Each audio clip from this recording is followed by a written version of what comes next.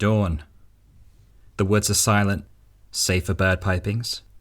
In the background, verdure of young pines and ancient boles of oaks form the dim-pillared entrance to a forest shrine.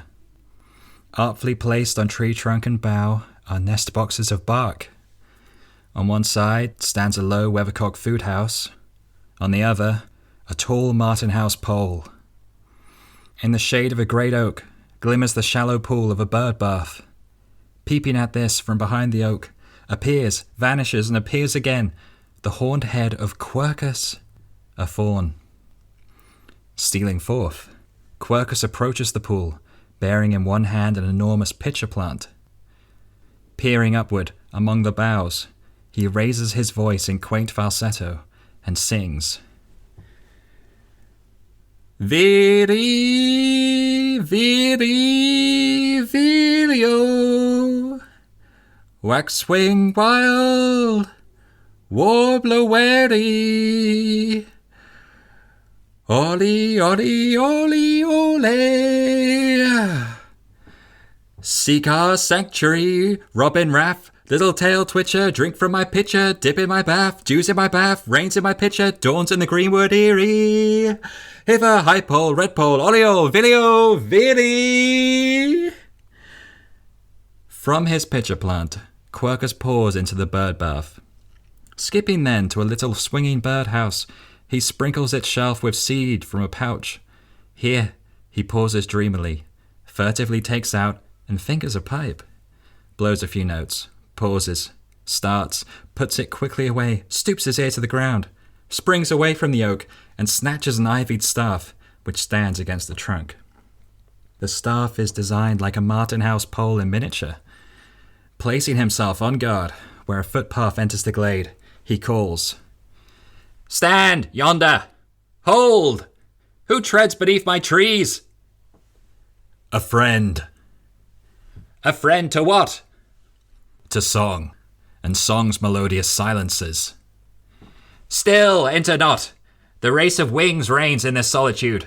No foot may here intrude without fair passport. Tell me first your name, and cause of coming here."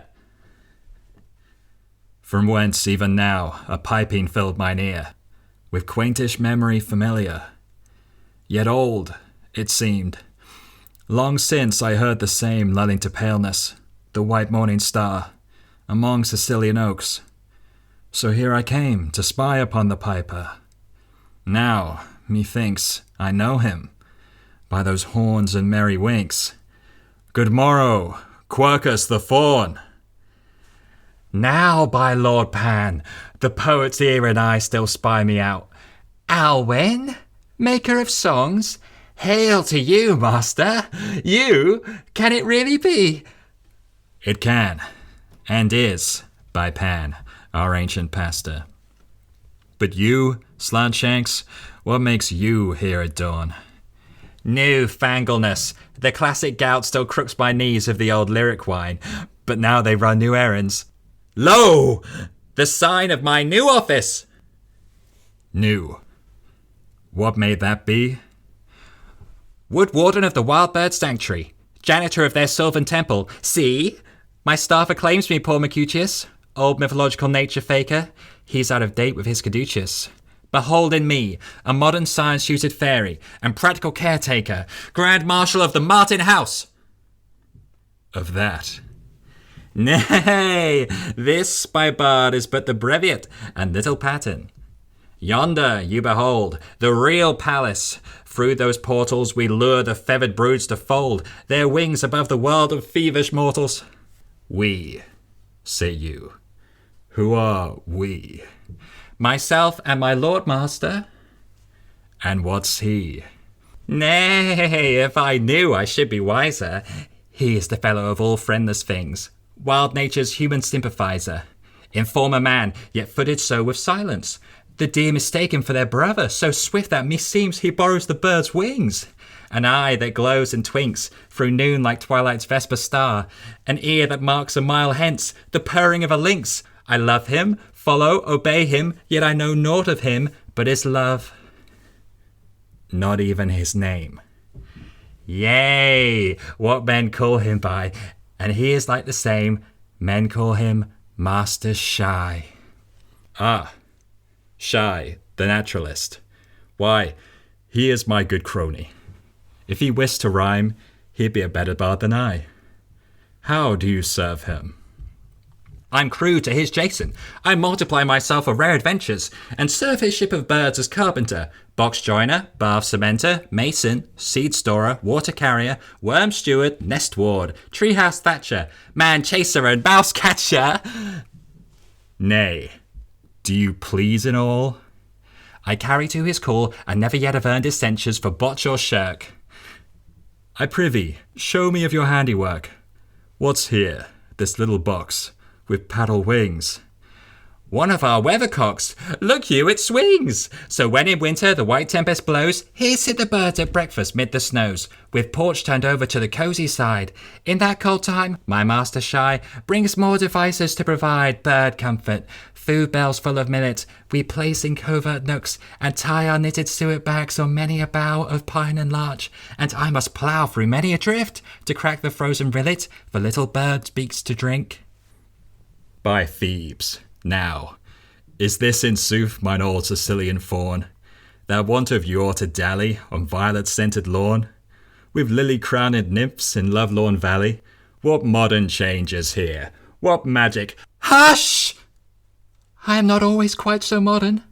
At times as when just now you heard me pipe below this bough, I slip my master's traces, and slink by paths untrodden to lovelorn, lush, Arcadian places, where Philomel still lingers, plain in her ancient pity, and there I fetch forth this with idling fingers, and pouting on its lip my kiss, I pipe some old, dulcet, bucolic ditty.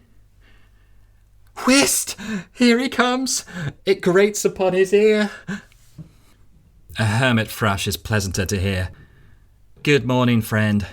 How comes it you are caught walking so early? Poets, I had thought, salute the sunrise only in their song. Fie, then. You do us wrong. We rhyming slugabeds walk with aurora at our pillows' heads. For dreamers can see dawn rise in the dark, poets arouse that elegize the lark. And now you'll talk to me of nightingales. Free birds exhaust your bard's vocabulary. Larks, nightingales, and owls. High time, you see, to wean this fellow from your piper's tales, and teach him craftily to build our hungry birds a home-like sanctuary. Good Shy, no schooling could so much relieve my modern apprehensions. Tutor him, hoof, head, and limb, and let me humbly hearken, by your leave. God shall provide the dawn, and you the tutelage, and I the fawn. Waiting, my masters. Give your pipe to me. Must I give up my pipe? The sound is so sweet. Truth is more sweet than melody, and wisdom than melodious words. When you have learned to greet, with their own mystic speech, all living birds, and minister to their necessity, this pipe shall be restored, and we will make together a new song, more sweet for knowledge's sake. This nest box, nail it on that barest bough of that tall maple, place it well, like yonder one. Right, master, now! Soft, soft, not so pell-mell, you'll scare that new thatch out of nesting. First, tell me of your other questing, those errands which I sent you yesterday. That cowbird, master. Did she lay her egg?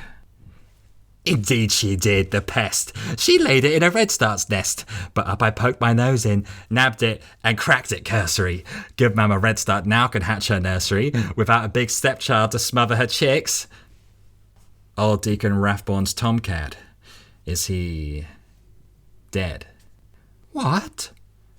Tom that dabbled in gore the wheat goldfinches? Wild huckleberries are growing at his head. That almost got you in the fix. Old Deacon saw me do it, blabbed it, and Mrs. sticked her dash into my heels. Hey, master, it's your shoe that pinches. When cats invade bird temples, boy, it feels good to be wicked. But tell me of our forest planting ground. What shrubs and creepers have you found, and marked to make our shelter thicket?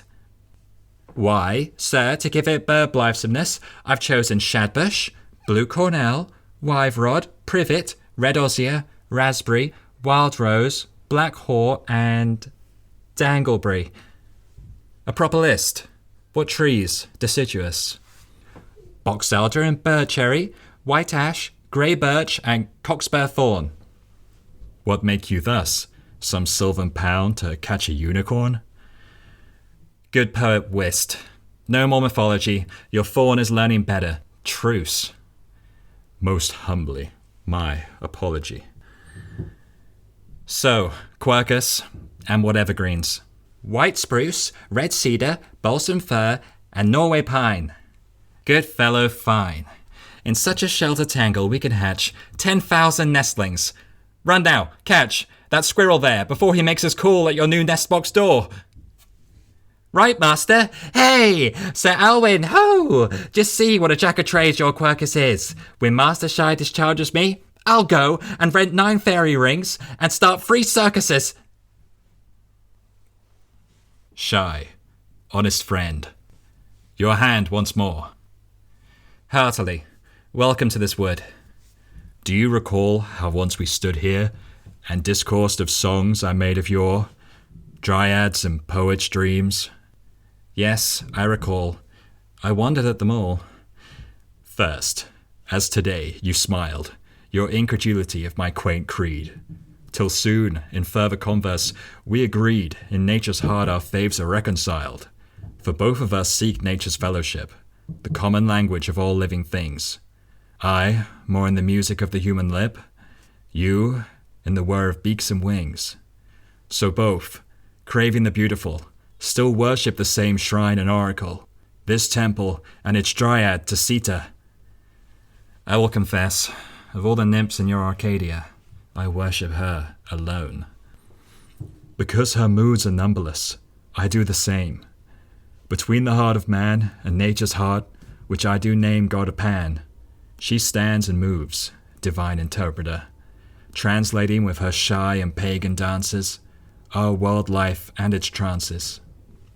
She is, in truth, the sylvan priestess of this sanctuary. What if, through her as intermediary, and after 1,000 ages of uncouth estrangement, what, I say, if we might find through her the key to comprehend the native speech of birds, and hold communion with them in our human words?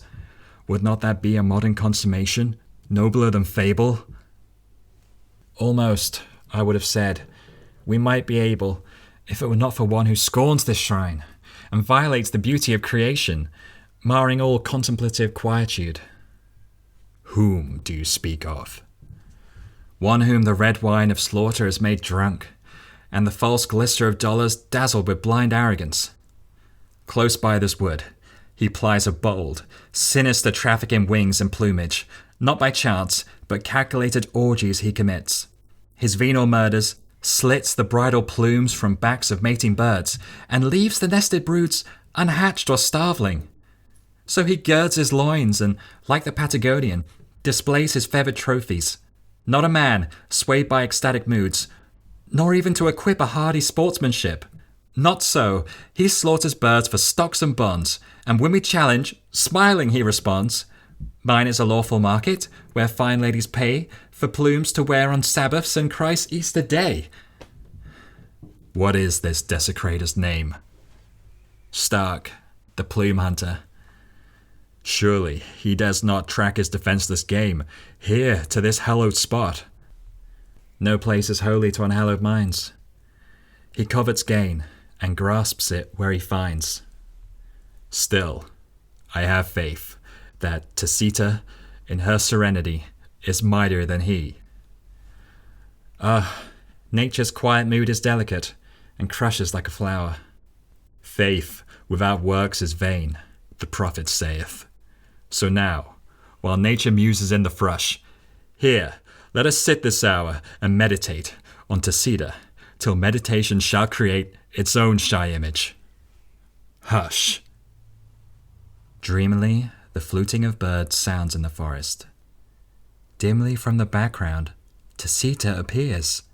With steps of reverie, she approaches and pauses before them. Alwyn looks up, and, touching Shy's arm, speaks low. "Tacita, it is she!" "Speak to her. You, Dryad, and Spirit of Serenity, whose steps have fallen timeful as the dew, upon our pathway intervene, for us with that still undiscovered queen, Ornis, who reigns among your ancient boughs, spirit of birds and sister of our race, man.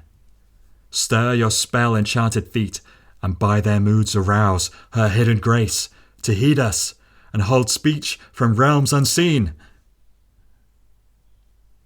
To mysterious music, Tacita treads a dance of invocation, appealing in pantomime to the unseen spirit of wings, which flits and sings and broods in the boughs above her. Alwyn and Shy watch her, rapt and expectant. Suddenly, a sharp gunshot sounds, shivering the music, which ceases. With a gesture of startled wildness, Tacita breaks abruptly from her rhythmic motions and flees into the wood, while simultaneously, from the other side there enters, swift but staggering, Ornis, a bird. On one of her wings blood shows. With shrill melodious cry, she flutters forward. Oli! Olio! Sanctuary! Help! Shy! She falls! Wing struck. Here's blood. That shot. The gun of Stark. Up, birdling. Here is Shy. Olio! Quick! Bring Quercus. In a jot. So. Dew water soon makes well. So. Elio! Petit! Here, master! Water. There. The bird bath. Coming. Sprinkle. Olio! When shore's been sheen and shreds full fair, and leaves both large and long, 'tis merry walking in the fair forest to hear the small bird's song. Now, gently. Ornis. Sister. Who calls? Where am I? In sanctuary. Have no fear. Ah, me. But what are these? Your brothers, dear. My brothers. They are birds, but you are men. Through Tacita, you know us now. We can speak to each other. Ornis, hark! At last! At last! 1,000 ages they are past, and dumbness like a dream sinks with them into sleep. We are awake, and each to each can bid good morning in our common speech. How sweet and strange! Are we indeed awakening from callous slumber and old wrong? So sorrowfully long? The hand of man has wrought my bird's heart breaking. Was it a savage dream? Methought I sat on morning's golden beam, and sang of God's wild gladness. High and higher I showered his temple woods with ecstasy, when suddenly the earth screamed thunder, and a singeing fire shattered my wing. I fell. Groping in flight, my feet struck fast in smear of lime. Swift from below, a tangling net was cast, where, panting upward, a black hell of bloody mouths barked under me, and there beside them, oh, there watched with eyes of wanton cruelty, a man, bright clothed in many-coloured plumes, of my dead sisters. Save me from their dooms! I cried, oh, sanctuary! And you woke, with us, your brothers, healed. Oh, have you heard what now I spoke? And can we answer truly, word for word? Alwyn. You know my name? Shy. No mistake? Quercus. Your birdship's fawn.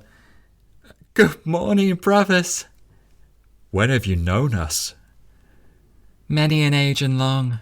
No syllable has bubbled in your song, but I have blown it first from yonder trees. No brooding place of yours, but I was in the breeze. And ever to your whistle I piped the last note from the nearest thistle.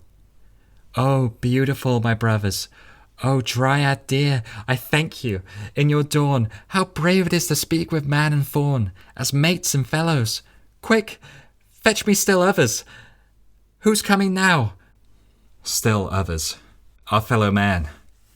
I hear a breaking bough. Kind hearts and cruel are one clan. Hark! Surely 'tis some strange distress. Come, brothers, let us look. It may be one who needs our friendliness. Come with me. Stand there. Stay beyond the brook. Back, ho! Ah, save me! Now enters Stark, a hunter. He wears a tawny leopard skin, and his head is gorgeously plumed. Behind him, 2 panting dogs are held in leash by attendants. Stark rushes toward Ornis and seizes her. Bagged! Hold off the dogs! Ooly! A rare beauty. Bah! One wing shot torn? Well, we'll patch the thing. Madame Lamode's a tricksy milliner. Halloa! Fine hunting weather. Sir, here is no hunting. Ha ha ha! Pipe that to the frogs. This ground is sanctuary. And what's that? A place held sacred from the hunter's trail. Why, man, I am no hunter, and that's flat. I only plume myself to trim a hat. Besides, I shot outside your pale, and now the game is bagged. You bag the spangle and lose the spirit. Sir, here is no place to preach or wrangle. Our creeds. I am a student, not a teacher, so I would only learn of you. What joy urges you to destroy so gracious, fair, and innocent a fellow creature as yonder? Where? Our sister who stands there and dumbly pleads for all her race and ours. By Christ and AIDS, my eyes see nothing but a brace of popinjays, who pipe to me of ladies and show me no one. Look more near. Speak to him, Ornis. Listen now. Olio. I am listening. Did you hear no voice? I heard a bird call from that bough. Have at him, master. Did you spy that fellow's horns there when he drew back into that brush? I saw a stirring in that staghorn sumac and caught a rabbit's eye. What are these crazy quizzings? Pshaw! Good day to you. Stay yet. Once more look yonder, where my comrade stands. Turning to take the gentle, outreached hands of our shy sister, can you see no timid form beside him? Perfectly. My eyes discern a man who peers within the morning midst, and murmurs to the air, and smiles as if he held sweet converse there.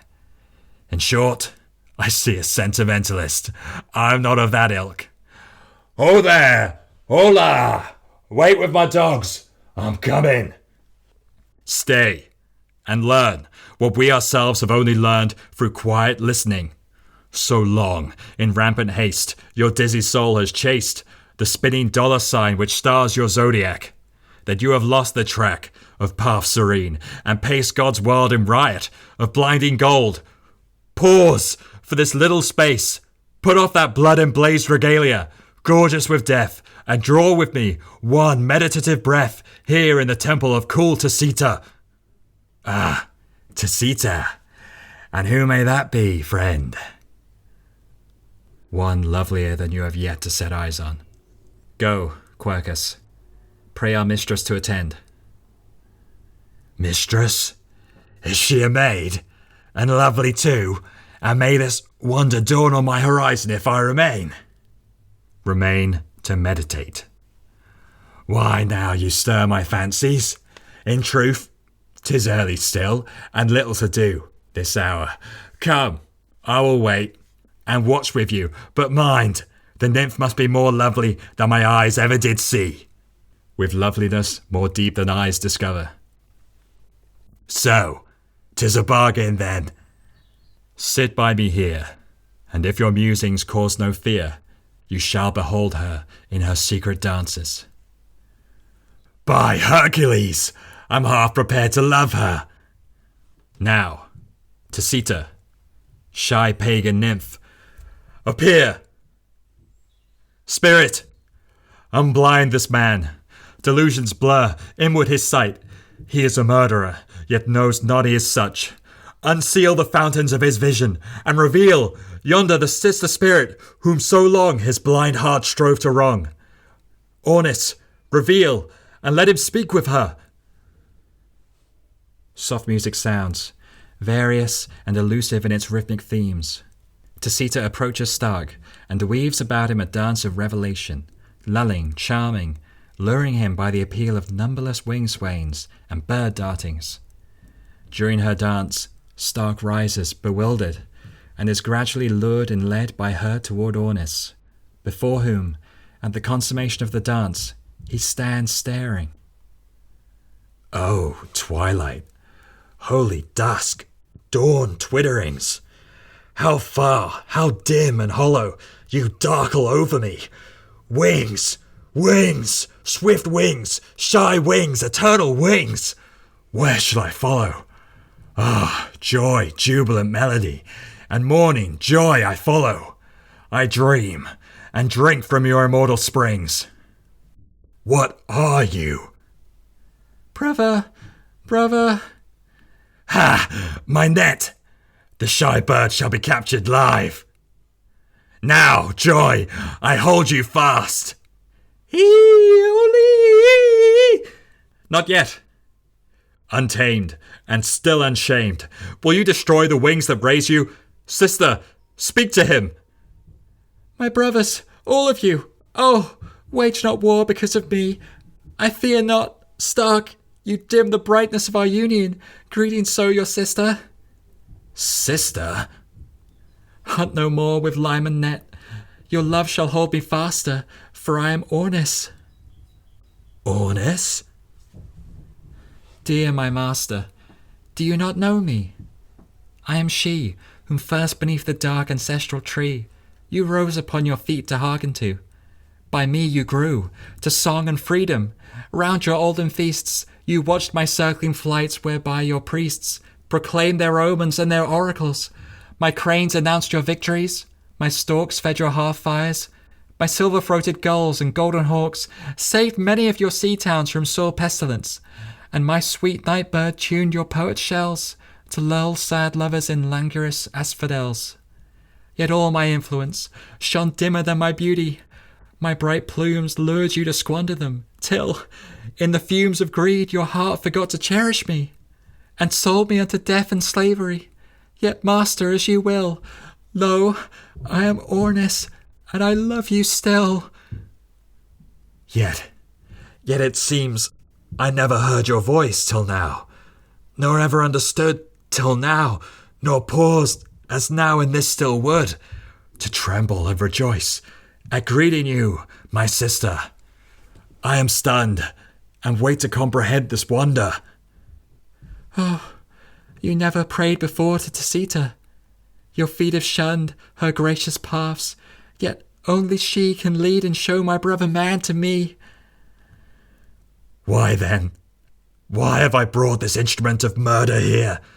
What black intent clouded my mind with blood? Out of my hands! My sister, can it be that still you soar above my sanguine flood of passion and forgive? Though yet I kill, oh, is it true indeed, you love me still? Ha! Put me to the test.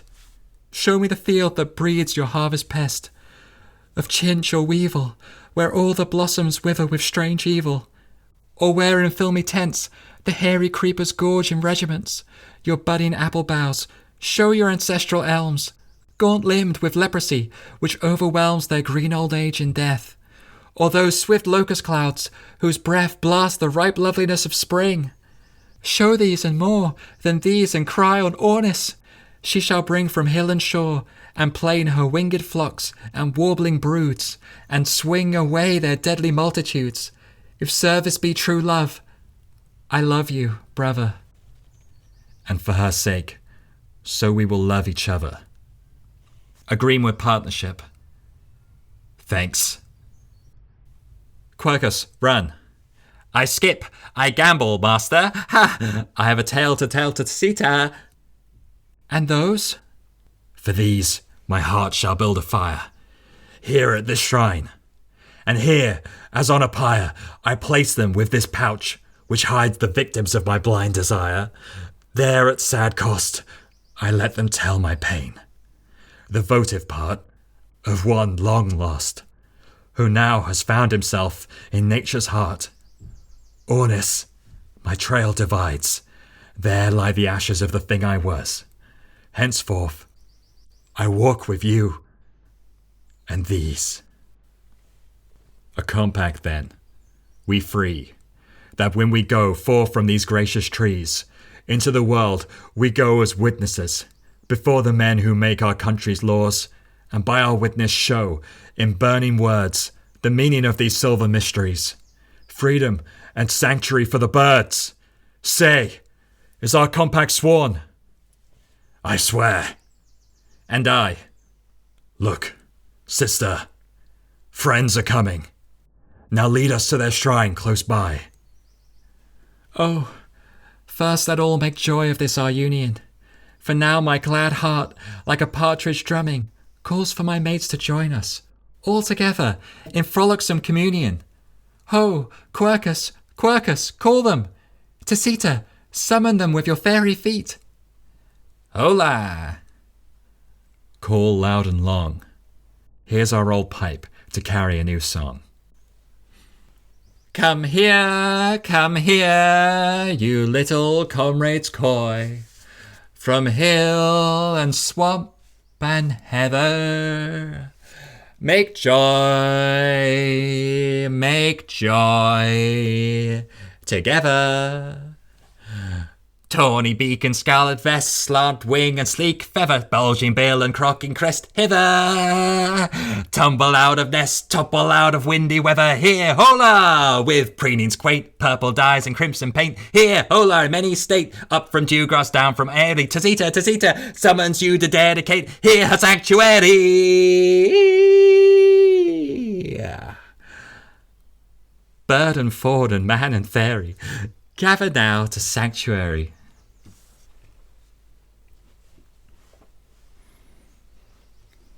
Epilogue.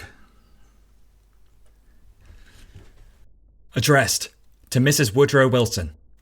Lady, whereas your gentle patronage and presence have tonight so favoured us in this our ritual, that you have thus lent to our earnest cause a double gage, one gracious daughter to make glad our stage, and one to make its theme harmonious with song, whose sire now makes illustrious the larger theatre of our living age.